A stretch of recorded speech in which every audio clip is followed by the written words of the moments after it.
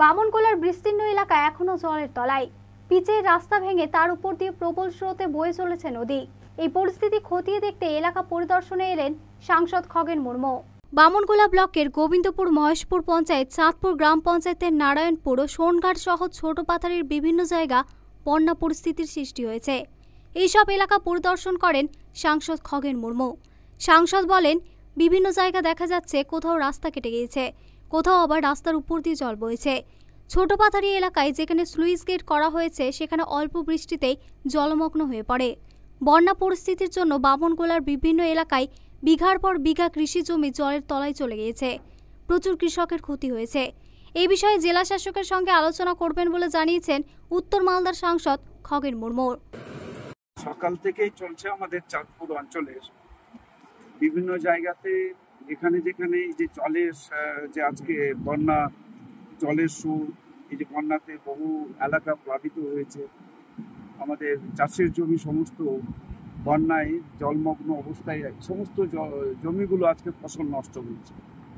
সমস্ত জায়গা আমরা পরিদর্শন করছি। আমার সাথে এখানে তো আমাদের এই চাঁদপুর গ্রাম পঞ্চায়েতের প্রধান সম্মানীয় আমাদের এখানে মানব নিউ আছেন, আমাদের মানব সরকার। এছাড়া আমাদের পঞ্চায়েতের সমস্ত কার্যকর্তা, এই এলাকার যারা আমাদের তারাও রয়েছেন, গ্রাম পঞ্চায়েত পঞ্চায়েত সমিতির সদস্য যারা তারাও সঙ্গে থেকেছেন।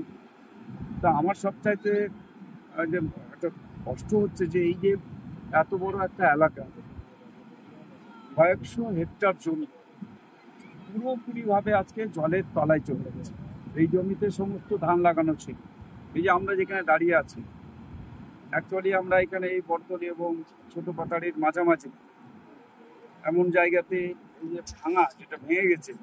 আর গতবারও দেখেছি আমরা যেখানে দাঁড়িয়ে আছি এখান থেকে প্রায় 150-200 মিটার দূরে ওখানেও একটা ভাঙন হয়েছে। অর্থাৎ এই রাস্তাটা ইরিগেশন ডিপার্টমেন্ট থেকেই করছে। বারবার আমরা বলছি ইরিগেশন ডিপার্টমেন্টকে, ওরা এই রাস্তাটাকে ওরা যেভাবে একটা সার্ভে করে একটা জায়গাটা ওপেন করা উচিত, যে জায়গাটাতে জল যায়, যাতে এরকম প্রতি বর্ষাতে যখন বর্ষায় জল বাড়ে, অতিবর্ষণে জল বাড়ে, বন্যা হয়, তাহলে সেই সময়তে যে যখন জল বাড়ছে ওই সময়তে যাতে আমরা এখান থেকে জলটাকে ইজিলি এই জায়গা থেকে আমরা এখান থেকে পাস করে দিতে পারি।